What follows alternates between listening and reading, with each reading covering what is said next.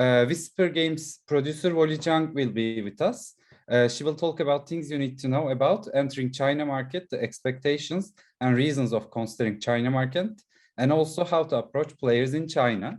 Welcome, Wally. How are you? Hi. Thank you. May I start now? Yes, sure. Whenever you're share ready. the screen. Okay, I'm sharing the screen. Yep, we can see it. No problems. Okay, great. First, I'd like to thank Indieway for providing this platform and this chance for me to discuss this topic with you all on this beautiful day. In the session, as written, the title here, actually, I want to share with you some of the things you need to know about entering Asian market, including whether you should bring your game to Asian market, how to approach the players in Asia area, and also some other things that you might be interested in. This session is based on our experience and the knowledge we've gained over the past few years doing game producing and publishing. It may not be the only answer to commonly asked questions, but I hope you can find something helpful in my talk. Before we start, I'd like to take a minute to briefly introduce our company, WhisperGames. Founded in 2015, WhisperGames is a global video game publisher. It is based in a beautiful coastal city called Xiamen, also known as Amoy in southern China. We are not a very typical type of game publisher. Our founding team weren't from the game industry either. For example, our CEO is a former electrical engineer. We started at 2015 because that was the time when players here in China started to buy or support games on PC platforms instead of pirate websites. However, few games on these platforms support Chinese language back then, so they tried to reach out for the developers to solve that because their starting point was that they loved their game. Unfortunately, they didn't hear back, so instead of counting on developers to do Chinese localization, they started a little project called WhisperGames Translation Studio and posted on a fundraising website just like Kickstarter. Fortunately, it got reported by Chinese media and raised over $2,000 by over 100 kind donators. That was the start, doing official Chinese localization for foreign games on PC platform. And then at the year 2016, one of our clients asked, well, you guys are Chinese, can you also contact some media to get more exposure for my game in China? Although back then we didn't have a lot of experience, but we tried our best to help out. Then the man said, you can do localization, you can help with promotion. Why don't you transform into a publisher? At that time, we didn't know what a publisher was. So we asked him and he told us a lot of experience and also introduced us to many other clients. So we started as a small translation studio, and with the help of our clients, our business scope gradually broadened and become a publisher. And that's why I said we are not a very typical kind of publisher, because our core team step into this industry because they are game lovers. So we are willing to embrace good gaming experience and also provide long-term services for games. And despite the relatively short history, we formed strong partnerships with game developers and publishers in over 20 countries, and has provided customized publishing and localization solutions for over 150 video games. The service we provide now includes localization, marketing, community, operating, maintenance for developers, and any other things that might occur in the whole process of producing and publishing a game. As is shown in this slide, here are some of the titles we have cooperated with over the past few years. Localization projects here are the type of projects that we have most experience in. As I said, we have provided localization service for more than 100 game titles, including some titles you may have heard of, like Disco Elysium. There are Billions, Baldur's Gate, Shadow tactics based off Shogun and Tropical 6. We also have a wide range of project experience in regional publishing, including projects like Spellcaster University and Wild Myth, and also global publishing projects like Squadron 51, TERRORbane, which has just been nominated for Most Original Game by Gamescom this year.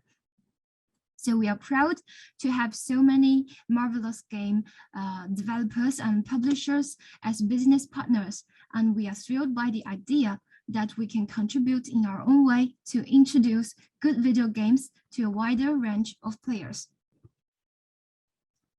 Now let's go back to the topic today. During cooperating with developers from other parts of the world, here are some commonly asked questions about Asia market. First of all, why? Indie developers contribute to a certain proportion of our partners, and some of them may have concern about bringing their game to Asian market for lack of information, or that apparently there is also the language and cultural barrier issues. So the first question is why? As an indie developer with limited budget and time, why should you consider about bringing your game to Asian market? The next question would be how. As I said, it is undeniable that language and cultural barriers certainly do exist. So even if we solve the first question and decided to enter Asian markets, how to approach players that are obviously from other parts of the world and growing up playing different games and watching different TV shows, reading different books. So that is the second question we want to talk about, how to approach them. And now, last but not least, there's a question we all care about. What are the expectations? Or in simple terms, how many more players or how much more revenue should one expect when entering Asian markets? You can have a guess now, and we can discuss about it at the last part of this talk.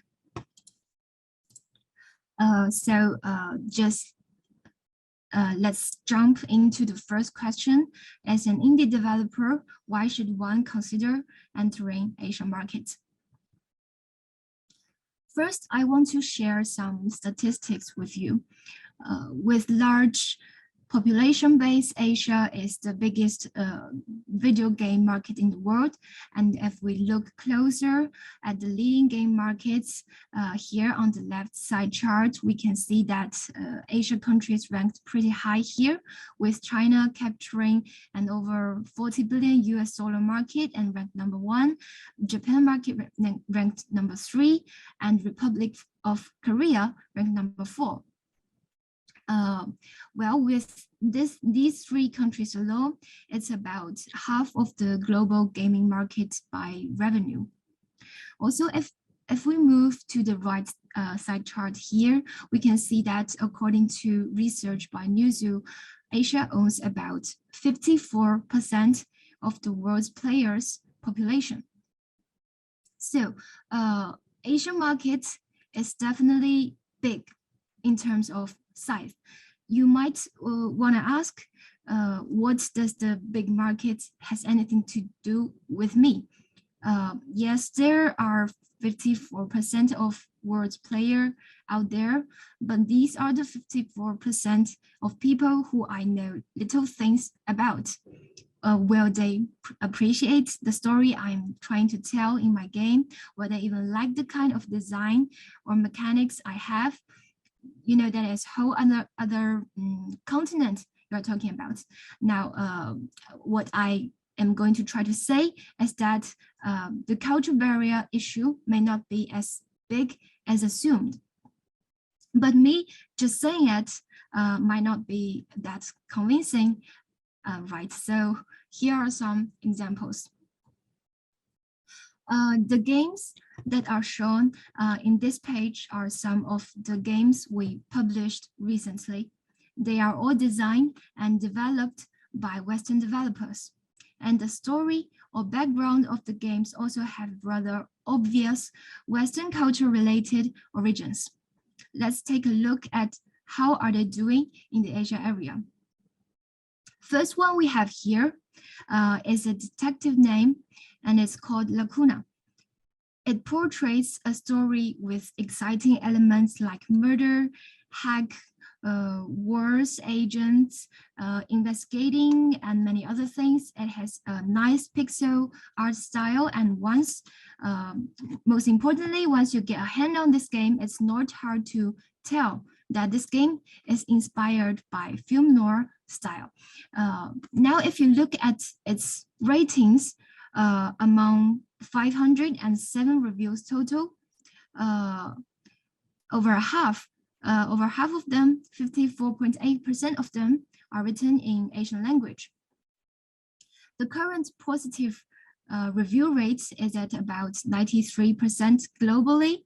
And if you change your language to Asian language set, which include, in the case I choose, simplified and traditional Chinese, Japanese, and Korean, you can see that the positive review ratio among Asian language reviews is at 91%, which indicates that Lacuna is almost equally receptive to Western and Asian players.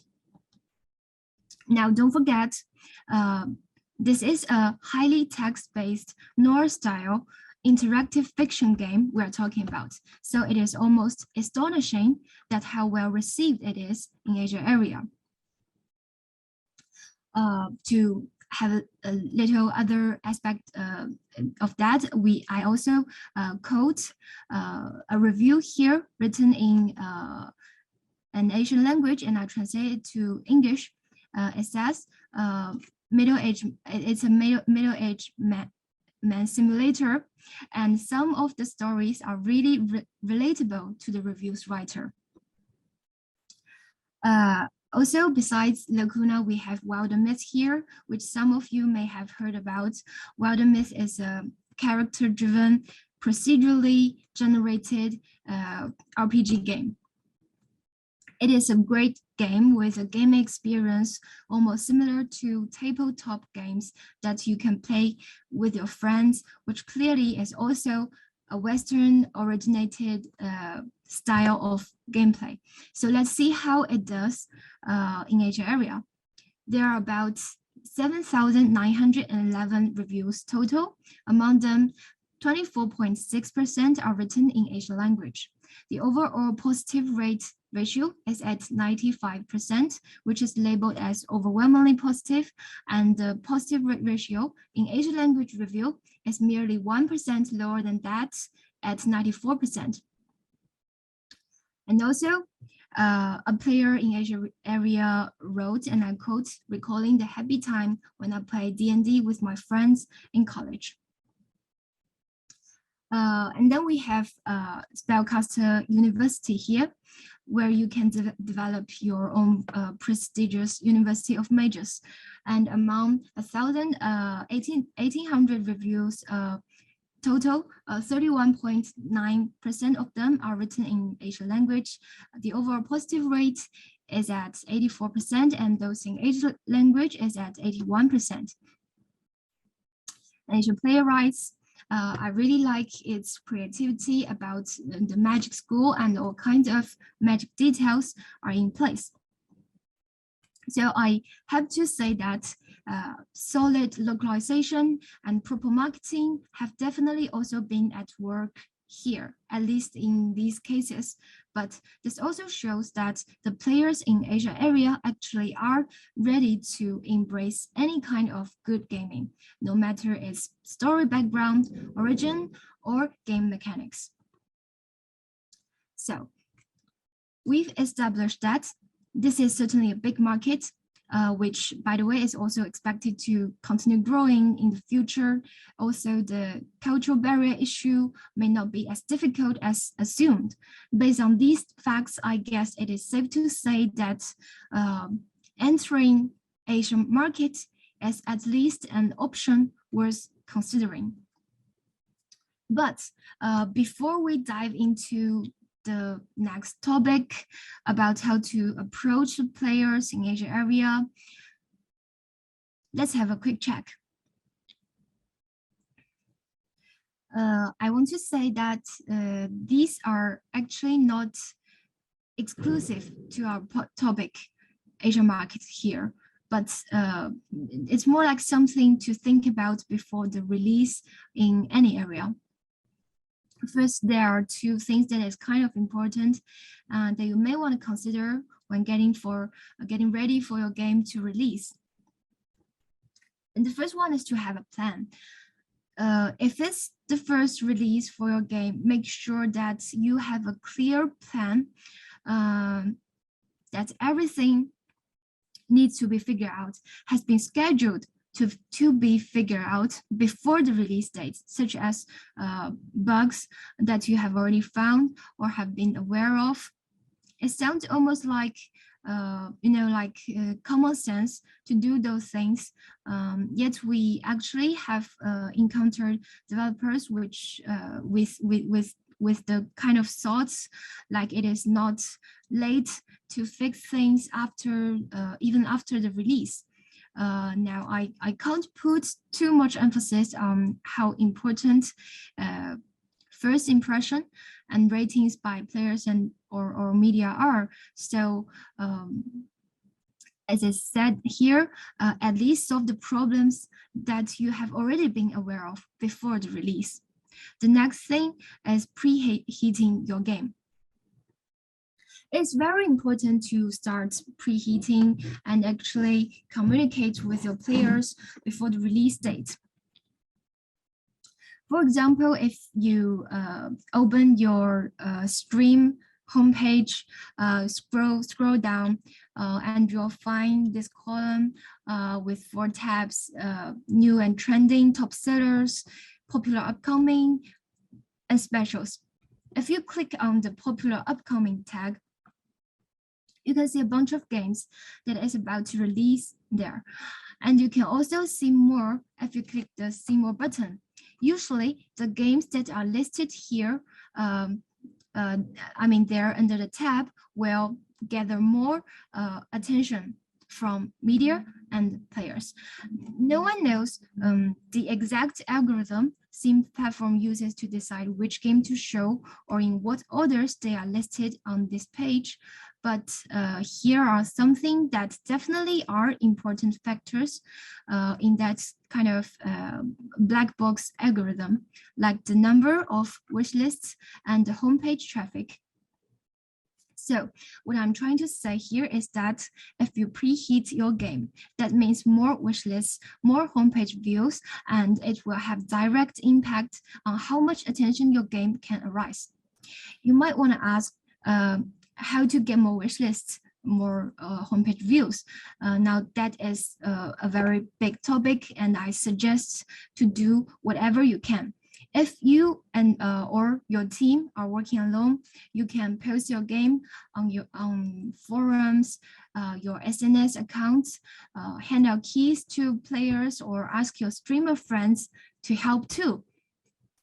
If you are working with a publisher, then you might also want chances to increase publicity by advertising, influencer or media cooperation, and attending all kinds of game exhibitions, which is quite an effective method. And as we are talking about game exhibitions, for example, at the recently held Tokyo Game Show this year, which was last week, we brought 6 games there, and after the 5-day exhibition, our games had increased 30 to 40,000 wish lists total. So preheating is kind of an important thing you want to do before the big release. These are the 2 major things, and beside that, there are also some other things you don't want to overlook, such as make sure that you have acquired all the third-party rights you need for the game lawfully, checking for inappropriate content, try to make your game content understandable to all the audience, players, and if you are developing a multiplayer game, check if you have stable server performance at your target market. And then the most important thing is your 100% determination and devotion. If these are already. Now let's move on to the next topic. How to approach your players in Asia area. Now, about this, a commonly asked question here is that, is localization in Asian language enough? If I localize my game to Chinese, Japanese, or Korean, wouldn't that be enough to approach the players? Well, it depends. For that, the budget might be limited, so it is wise to think of your priority. First, localization is like the ticket to Asian markets, so you definitely want to do that. Then again, there are localization methods varies from freelancers to well-experienced localization companies. And don't forget, marketing is also something you want to give a thought to. Our suggestion is that if your game is if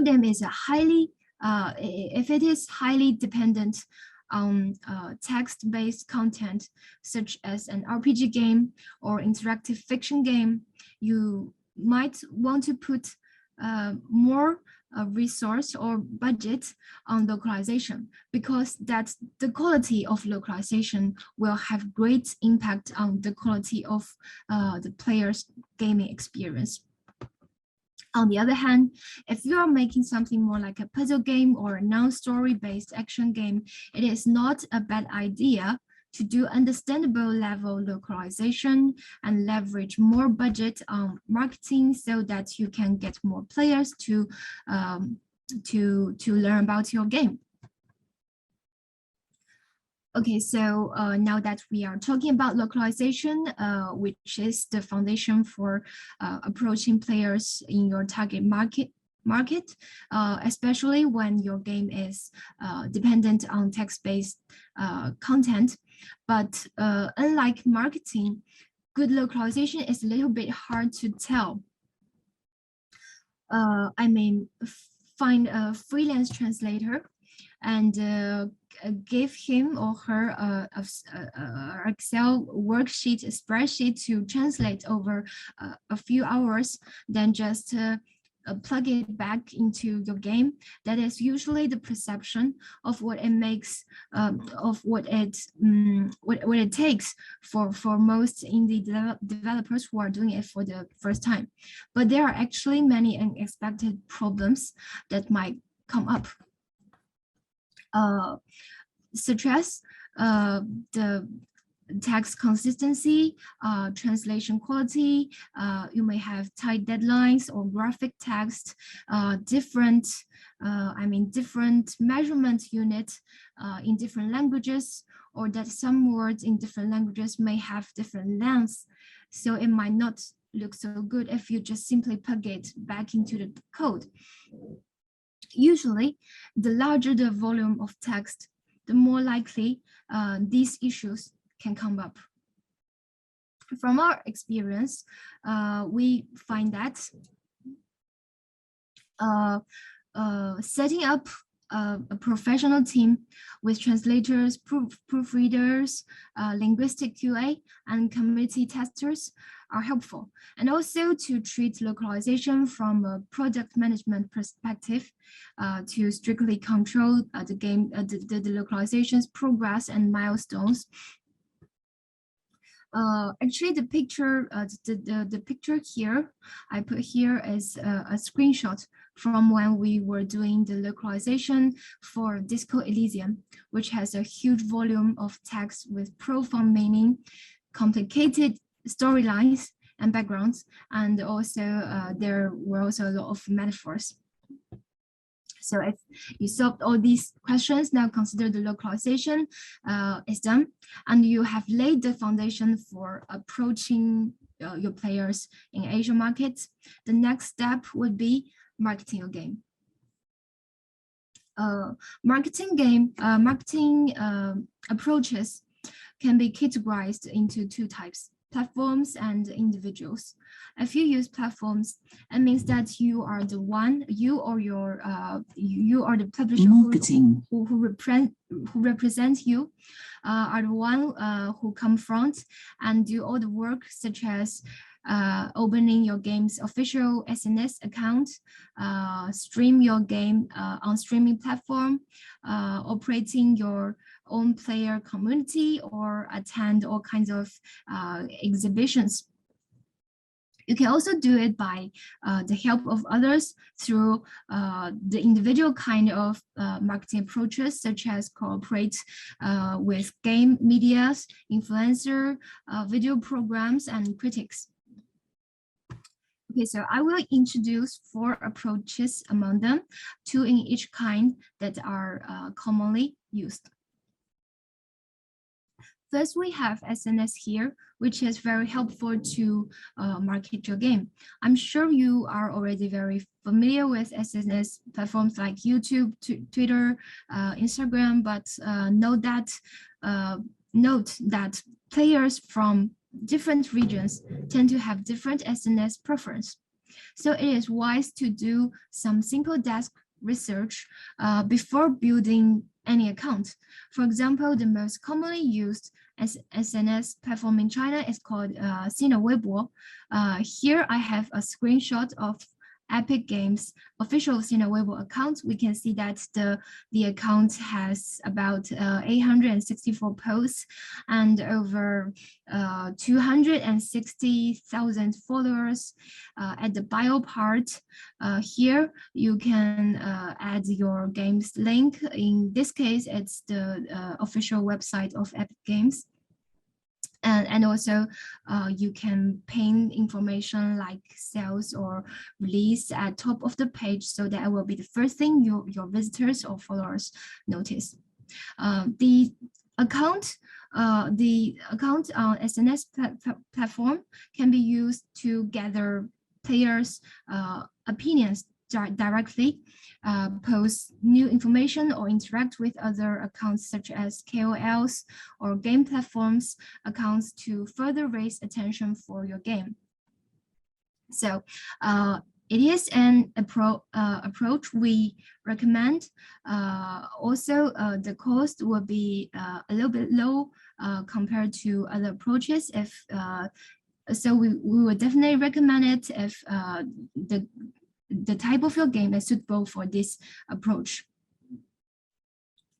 And then we have game exhibitions.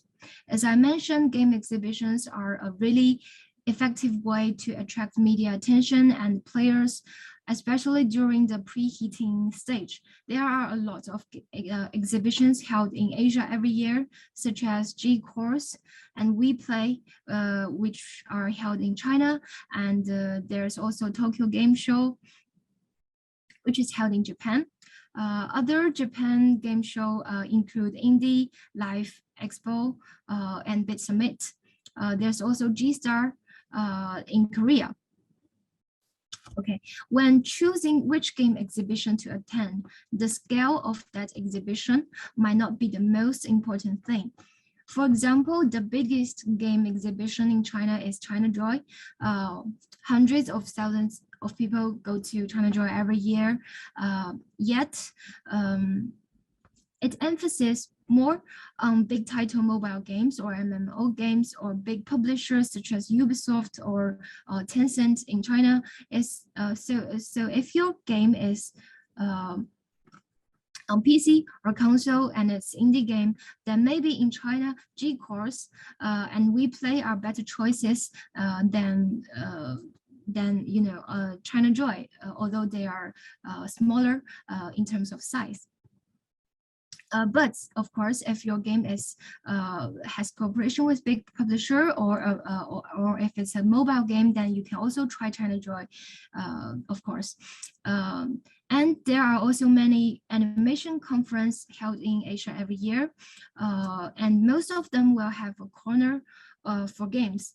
So if your game is animation related or have an animation art style, that will also be a choice.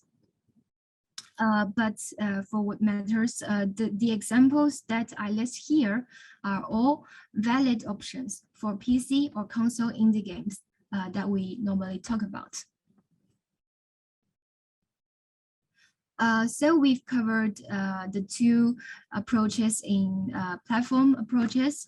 Now let's move on to individuals. First, we have game media here.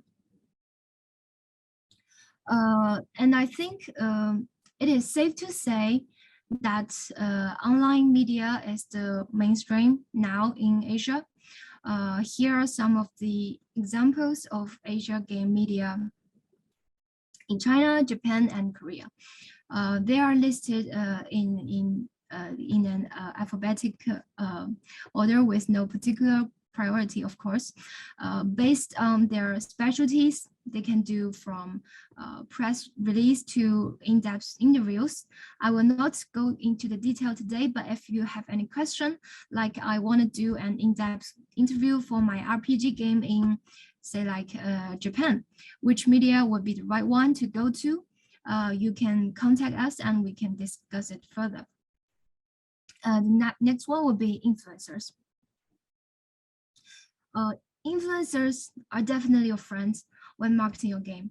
And there's the thing that influencers, at least in Asia, they work very differently from one another.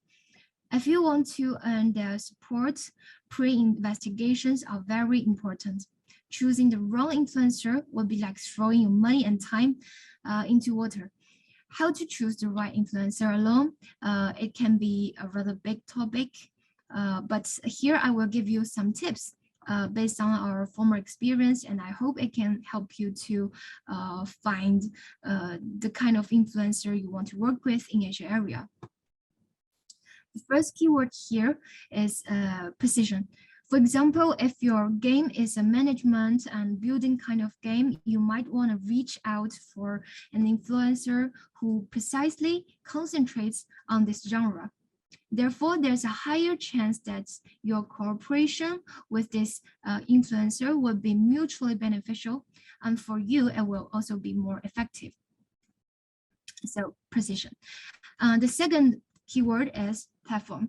There are a lot of different platforms where influencers are at nowadays. If the platform itself has a nice game-related atmosphere, then there might be synergy effect for influencers on this platform to make content about your game. Also, there are all kinds of different kinds of platforms, such as live streaming, video making, or even text-based platforms. So choose the one that is most suitable for your game. For example, if you're making an action game, that may bode well at a live streaming platform. And that's the second keyword.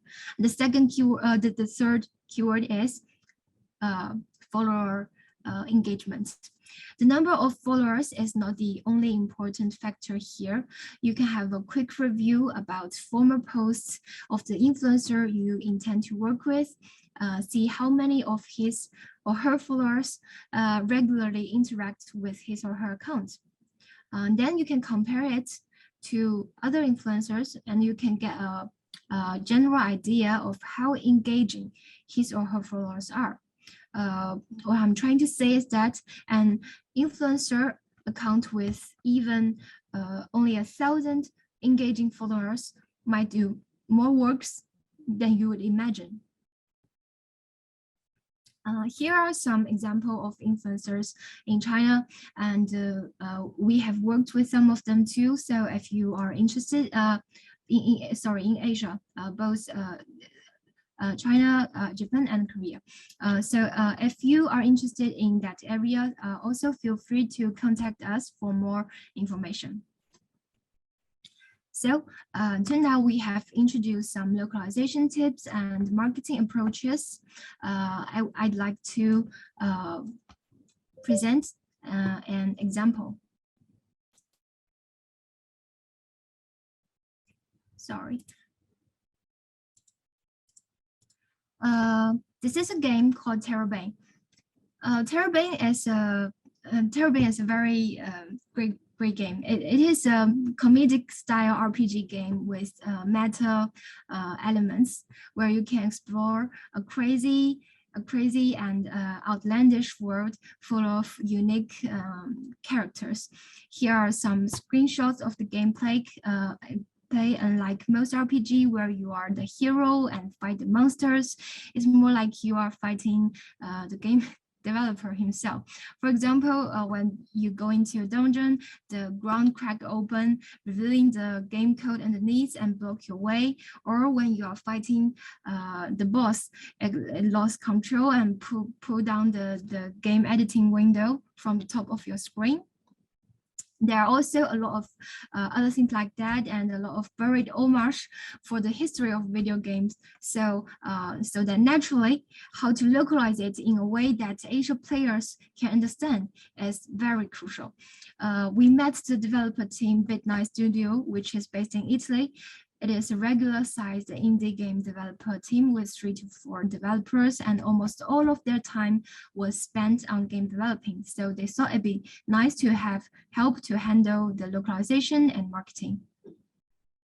After we reached a global publishing corporation, we brought this really good game to Gamescom this year and recently held Tokyo Game Show. Here are some pictures of TERRORbane being nominated as the most original game by Gamescom 2021, and also the big announcement on Steam page. The following line here, here are some pictures we took from our booth and banners at TGS last week. You can see here, there are a lot of media and influencers coming to our booth and actually tried our games, including TERRORbane. TERRORbane is here.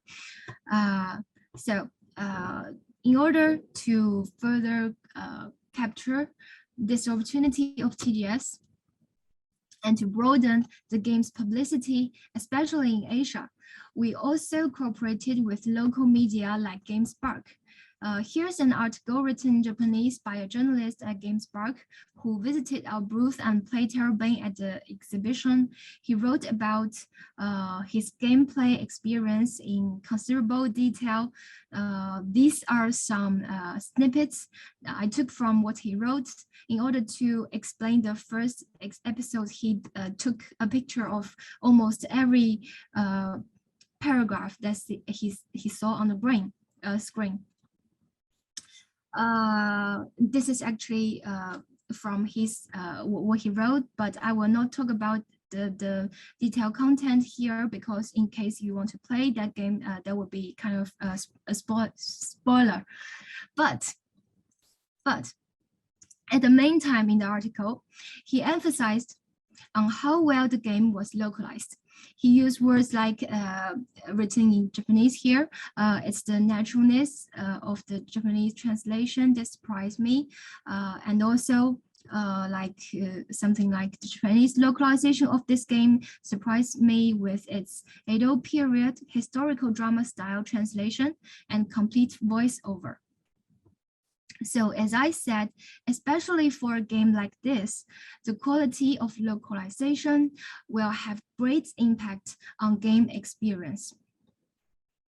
And other than media, we also have cooperated with influencers. Here's an example. This is an influencer we are very close to. He posted a test play video of TERRORbane 2 days ago, actually, at October the 7th. And in only 2 days, the video got over 200,000 views here and 20,000 likes and about 668 comments. As watching this video, you can see viewers who are posting comments that they can understand and laugh with the video content. And when there's a homage episode for other game, they also posted comments about that game's name. So this is the kind of influencer cooperation that I would recommend, where your audience know and care about the game, they enjoy the video, and even the influencer himself would enjoy making this video. This kind of thing could make your cooperation with that influencer long and fruitful. So that would be all for the case study of TERRORbane. For that, the game is not officially released. So our examples here are mainly at preheating stage, but it still shows some insights about how to localize and market your game at Asia area. Finally, here's the part we talk about expectations. How many more players, or how much more revenue are there to expect when deciding to enter Asian market? Well, there are a lot of variables at work here. The most fundamental one, as you can see here, is the game itself, its style, type, or quality. But for now, let's treat this layer as a given variable. We'll discuss things on this basis. There are also other things that matter. Solid localization, as I said, might lay a good foundation here, including text localization or voiceover if necessary, or other localization essentials such as the just right fonts in other languages. And if we go one layer up here, we have the straight-to-point marketing package, which could include marketing events or community operating, etc. And the top layer is a little extra something. Often it is some Asia culture-related content. So in the pyramid, among all these factors, the better you do at them, the higher the chance that you can win over more Asia players. I understand that it might still be a little abstract by far, so here are some examples. The first one is an indie game developed by a Canada developer team called Detective D, The Silk Rose Murders. The game portrays the adventure of a famous Asian Chinese character who is a detective. So first, as of the Asian culture related part, it is obviously that it has an related background. And if we move to the marketing package part, we have actually done almost every marketing approach I have talked above, like contacting media for interviews and ratings, building local player communities, and we also cooperated with influencers to stream this game. And at the localization part, which is the fun part, for that this game is originally written in English, yet the story happened in Asian China. So when we translate, so when translating it into Chinese in order to give players a rather good gaming experience, we localize it. We localize the content to Asian Chinese language. For example, in English, you is simply you, right? But if we put that into Asian Chinese, there are at least 5 different ways to say you according to different situation, like Your Highness, Your Excellency. There are also saying for you when it's when the other party is a bad person or someone with lower social stance. Similarly, there are also a lot of ways of saying I. So we definitely have to pay attention to that area, both the sayings, including and also the nuance of the dialogues. And for in-game text content like letters written by characters, we also cooperated with a famous calligrapher here to ensure authentic gaming experience. As you can see here, it's quite beautiful. So if we go back to the pyramid again, we can see that almost every aspect of this pyramid is covered in this case. So let's see the result. We are happy to report that till this day, over 60% of Detective D, the Silk Rose Murders revenue comes from Asian markets. Now you might start to wonder, how about those games that don't have any Asian culture related content? So here are more examples. These are 2 games, as I mentioned in former topics. Both have Western originated story or background, but let me just put the result here. After solid Asia language localization and customized marketing, share of the total sales units in Asia rise from about 1 or 2% to about 20 to 30%. You might also wonder, what if I skip marketing and I only do localization? Well, our suggestion is that although you might want to leverage your budget between localization and marketing, but do zero marketing is not a good choice, whether you are working with a publisher or you're working alone, because marketing does not just mean advertisement. It's also a valuable way to interact with your players and hear more from them too. So if you simply upload your Asia language version of game and pay little attention to them ever since, you might not even know if they could understand the localization content, let alone their gaming experience feedbacks. Here's an example. This is a game which I won't say its name, but it is a sequel to a very famous big IP and is developed and published by a rather big company back then. The game was localized in Chinese. Let's see these several reviews, which hundreds of people find helpful or funny. It's kind of weird because if you don't know Chinese, you might find it weird that why are there so many rectangles in the Chinese language? But the case is actually that these rectangles are not a part of Chinese language. It's more like a kind of error. In some case, when the Chinese characters can't be shown correctly, the system will replace them with rectangles instead, automatically. But then again, the players won't be able to read the text in the game, just like you can't properly read this review. So what this review actually says is that the localized text is almost unreadable. So if this kind of thing happened, you would think that the developer would notice that, yet until this day, the rectangles remain.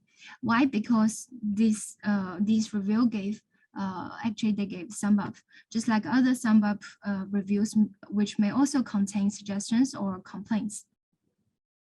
So sometimes players in Asia area are almost lovely. They know you have problems and still encourage you, but unfortunately, many developers won't be seeing their point without help of a local team. Interestingly, when we talk about this game with our German business partners back in 2016, they said that the localization in German is questionable too.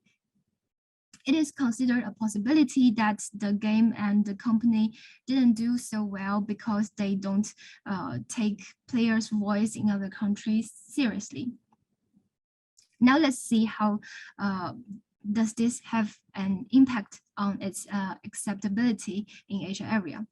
I don't have the number of how much of this game's revenue come from Asia, but if we look at the number of reviews, total number is about 4,300, and that in Chinese is 479. That's about 10-11%, and that is very likely the approximate share of units sold that come from Asia. If you are thinking 10% is not bad, I can do with that. Don't forget that this is a huge game series with already high recognition. So our suggestion remains that no matter you are working with a publisher or simply ask your Asian friend to do it for you, it would be great if you have marketing personnel if you are to enter Asian market. So in conclusion, go back here. If you actually put your leverage your budget to both localization and marketing, you can expect about 20% to 30% extra sales or players reviews. Okay, so that would be all for my talk today, and we have established that Asia market is an option worth considering. It's a big market, and the cultural barrier may not be that big an issue. If you decide to introduce your game to Asia market, get ready for it. You can first lay your foundation with solid localization and plus some marketing like through SNS or influencers. At the end, it is possible that you can get 20% to 30% of extra sales units or players. So that's something we want to share about today. I want to also thank Indieway again for inviting WhisperGames here to share some of our experience. And if you have any further questions, no matter it's about Asia market or localization or any other things that are related to game developing or publishing, please feel free to contact me through this email address. I'm sorry for that. The time is up now, I guess. Maybe I won't be able to answer any questions here and now. So, but if you have any questions, just send me an email and it's guaranteed that me or our team will do our best to help. Is that okay? Yes, thank you, Wally, for joining us today. Thank you. Thanks for your presentation and sharing. Okay. Bye-bye. Bye. Have a good day. Have a good day.